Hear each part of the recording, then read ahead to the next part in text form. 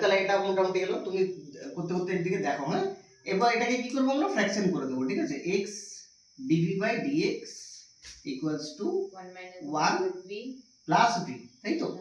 তাহলে এটা চলে আসছে, তাহলে এটা 1 plus v square minus v minus v minus plus v square তো না, মাইনাস v স্কয়ার। আচ্ছা ঠিক আছে, আমি পুরোটা করে দিলাম আর সেকেন্ড স্টেপে, পরে লিখবে, আগে পরে লিখবে, এখন দরকার নেই।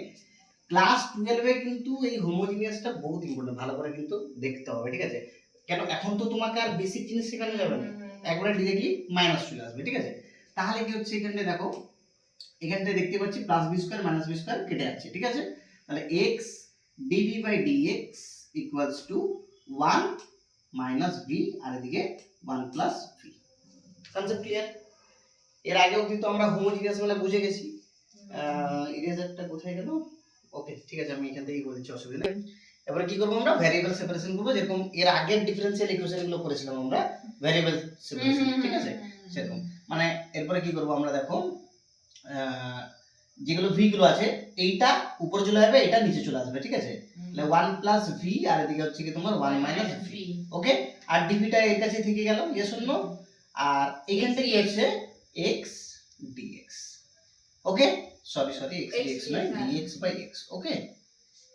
এরপরে আমরা কি করব, ইন্টিগ্রেশন করে দেব এটাকে, ঠিক আছে। এরপরে ইন্টিগ্রেশন করব, বাস কাজ খতম, ঠিক আছে।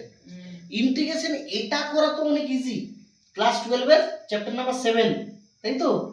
ইন্টিগ্রেশন এটা করা তো অনেক ইজি, কিন্তু এইখানটা কি হবে সঞ্চিতা?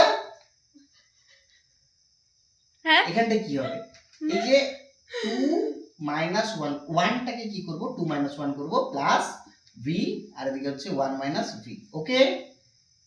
এগুলোকে অনেক চ্যাপ্টার নাম্বার 7 আমরা করেছি, মনে করো অনেক করেছি এগুলো, ঠিক আছে। এদিকে dx/x, ঠিক আছে।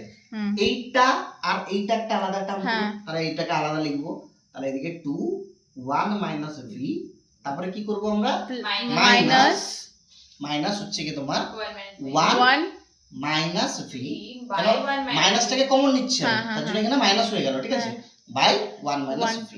দুটোকেই ইন্টিগ্রেট করে দাও, আর এদিকে হচ্ছে কি তোমার dv করে দাও ইকুয়ালস টু dx/x, ওকে।